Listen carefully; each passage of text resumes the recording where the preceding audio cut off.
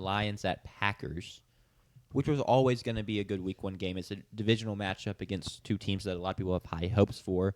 But now that the Packers have added Micah Parsons and the high hopes have just become even higher for the Packers, this game has become even higher in stakes, in my opinion, as the Lions, some people have high hopes for them still, and some think they're going to fade. But they're still, it's like, they have the belt right now until someone takes it as like, one of the best teams in the NFC besides the Eagles. Can the Packers come and take that Week 1? It's a huge question. It's at Lambeau, which is huge. Packers are favored by 1.5. What do we think to see in this game? So I'll go ahead and tell you right now the trends. Packers last year were 1-5 in division, but were 10-1 in every other game last year. And then the Lions have won 3 straight games at Lambeau. So they are not scared to play at Lambeau Field. Dan Campbell is 3-1 at Lambeau Field in his career. So that is why you're seeing it's only 1.5. And really the factor in this game is really just home field advantage for the reason the Packers are favored. For me, the key to the game is I just want to see how does the defense play against this offense that is now new without Ben Johnson. I'm low on the Lions this year. I have them going 7-10 at a time. I had them going 6-11. And I don't think the Lions are going to be bad this year. But I just don't think they're going to win a ton of games, if that makes sense. Sure.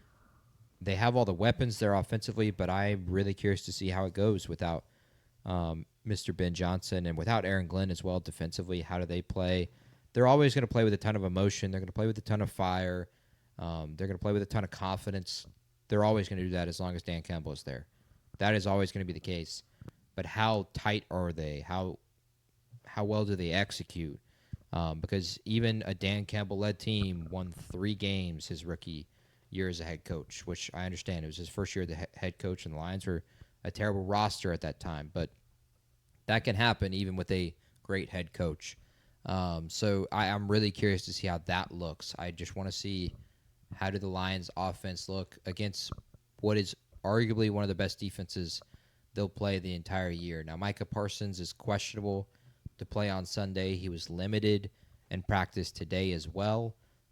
So they expect him to play. That's why he's only questionable and not doubtful, but I wouldn't be surprised if he's just kind of on a pitch count. Only takes about 40 snaps, give or take. But even with 40 snaps, he can kind of be a game wrecker. And then my other thing offensively for the Lions, Frank Ragnow retires. Last year, with Frank Ragnow, the Lions were the 3rd best rushing team in the league when it came to winning run blocks. Without Frank Ragnow in 3 games when he was hurt, they were 22nd in the league. Can they still run the ball against Green Bay? I think that's the key to the game as well. Offensive for the Lions and defense for the Packers, I think, is where this game is won and lost. Sure. Sanders, your thoughts on this game? Sorry, I was responding to some text, so I didn't hear everything JP said.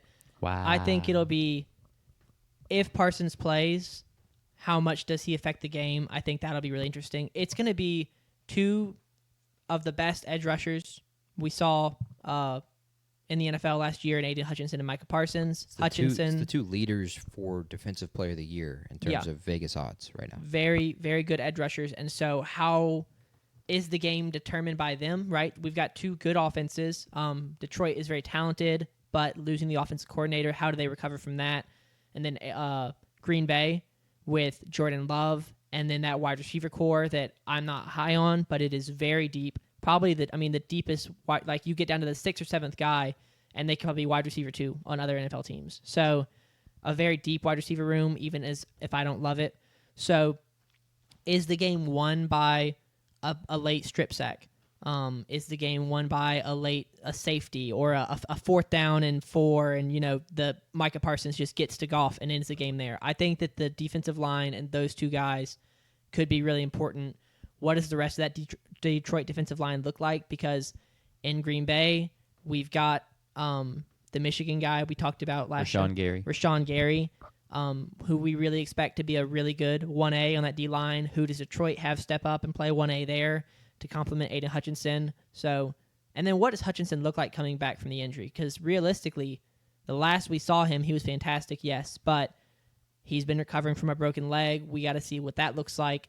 I feel like broken legs are less common than ACL. Like I feel like ACL tears, we've kind of come to this place of, all right, cool, he'll be back in 9 months. We're not too worried. Broken legs, bones are more rare, honestly, which is odd to say. But that's kind of the reality. And so what does that look like? Because it's not something we're used to seeing guys come back from. Not that they don't come back from it. It's just we don't see, like, it doesn't happen for us to see it. So what does that look like? And then I'm sure JP talked about it. Like I said, I was a little distracted. What do the coordinators at Detroit look like? I think that's going to be a huge part. Does the offense, is the play calling on par? Is it elite like we saw from Ben Johnson? Are they getting the ball to guys like Jamison Williams in space? Are they getting the ball to guys like Jahmyr Gibbs? Which they will definitely be getting it to Gibbs, but how are they utilizing that? Because it's a very talented offense. Yeah, I think that's fair. I'm really excited to see what Jordan Love looks like in this first game. I personally think their wide receiver room got a lot better, and this is something we've discussed multiple times, Sanders, on the show in terms of how we view this room differently. I think Matthew Golden is just a huge addition. We've heard good things in camp. I think Jordan Love is back healthy, so I'm excited to see that. Hopefully he can stay healthy this season. So I'm ready to see them go to work, and I expect them to in this first game and give Detroit a little bit of trouble in that regard. Packers, I already mentioned, are favored 1.5. Who do you have winning this game? Who do you have? I mean, I feel like if you have Detroit covering, you have them winning, but I guess technically you don't have to. Yeah, I'll pick Detroit to cover and win. I don't expect as big of a step back from Detroit. I have a lot of trust in Dan Campbell, the way he has scouted talent on the field and on the sidelines as well. He promoted 2 very good coordinators and kind of developed them and got them ready for the next step.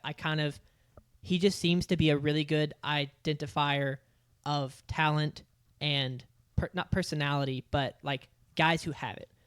Sure. And they've done that through the draft, and then he's done that in his coaching staff, and I don't really expect him to miss.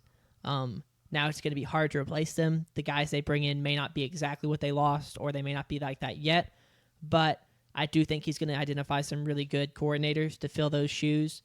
And I expect them to be good this year, maybe take a slight step back, but I think they'll be good. I've got them winning and covering. Yeah, I mean, I don't really have Detroit taking a step back this season either, but I think the Packers are going to be so good this year. So I have the Packers winning this game. I have them covering, kind of making a statement week 1 that all the offseason hype was legit, and they're here to be serious contenders in the NFC. So I have the Packers covering. Yeah, I've got the Packers finally winning a game at Lambeau against the Lions for the first time in 4 years. I'm obviously really high on the Packers, high on them pre-Micah Parsons. They're my number 1 team in the NFC, and I think they'll win, and with 1.5 points, they're going to win and cover. But I do think this game is closer. As low as I am in the Lions, I don't think the demise for Detroit starts this early in the season. I think it could be a trouble later on in the season. So give me the Packers to win and cover.